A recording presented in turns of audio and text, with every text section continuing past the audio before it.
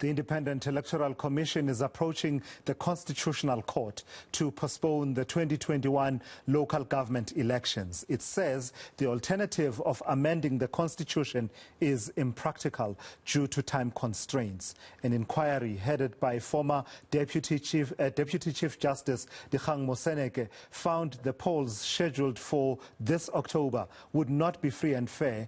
And for more on that, I'm joined now by Mosa Chabane, who is acting chairperson of the Portfolio Committee in Parliament, Portfolio Committee on Home Affairs. Mr. Chabane, thank you for joining me. So you had the opportunity to be briefed by the Independent Electoral Commission about this conundrum that we now all face about what to do with holding elections safely, but also freely and fairly in a pandemic. What for you are the big takeouts from that briefing by the IEC?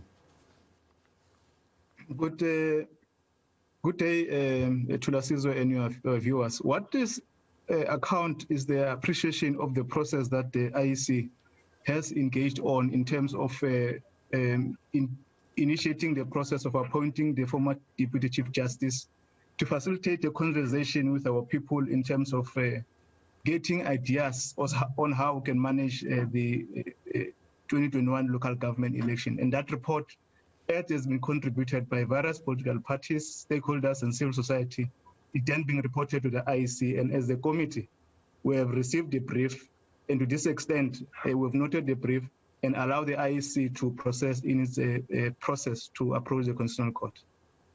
But I do imagine that from the conversations while the briefing was happening and the report was being tabled to you, what's the sense you got about the thinking of your members in that committee about the way out of the situation? Is it, as the IEC is thinking right now, that it is to approach the Constitutional Court to say, look, we know that the Constitution specifies and stipulates after how long an election should be held after the expiry of a term of office of local government, but under these circumstances we think you should look into the Constitution and see if it can be there can be an allowance for a postponement. Is that the overall sense you are getting, that your members are favoring that option as opposed to the other option which has to do with amending the Constitution? There are two issues that I think Thulasizwe will need to concede. One is the pandemic in which we are navigating as a country.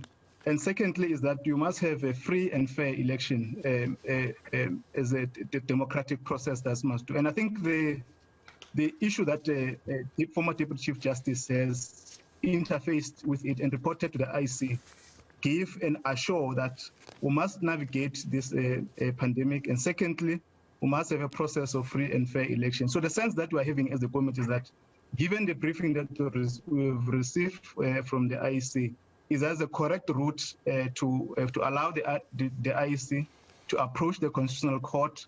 And I think post that, we're able to have an understanding as to what will be the position of the Constitutional Court on the report of the inquiry of former Chief Justice Moseneke.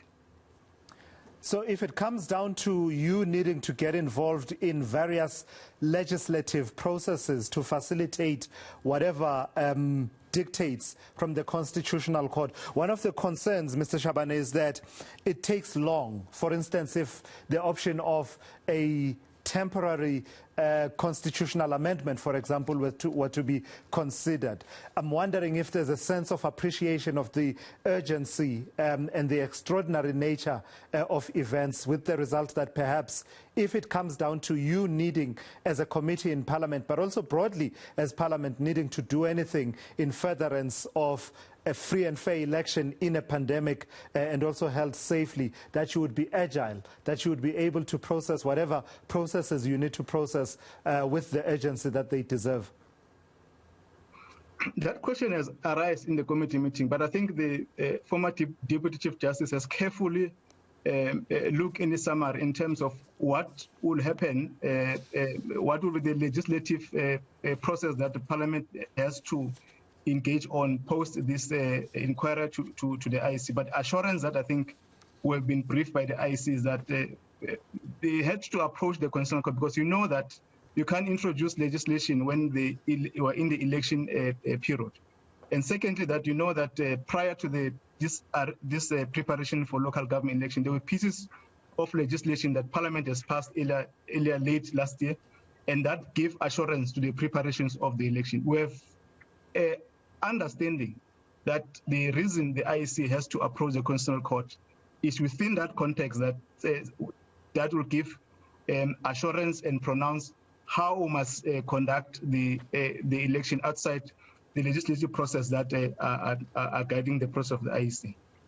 So the big takeout then is that for now, you as a committee favor a holding pattern and basically be on standby to assist should you be called in to assist legislatively.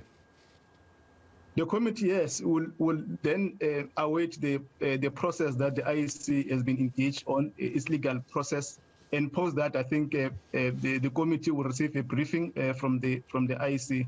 And if there's a directive that will have to engage in that process, I don't think the committee will have to avoid.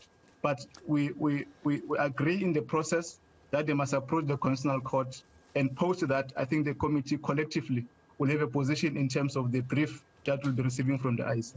All right, thank you for that. I've got to thank you for your time there, Mosa Chabane, who is the acting chairperson of Parliament's Portfolio Committee on Home Affairs, weighing in on the situation in as far as whether to postpone the elections or to seek an interim amendment of the Constitution, that conundrum that we all face in as far as holding an election in a pandemic.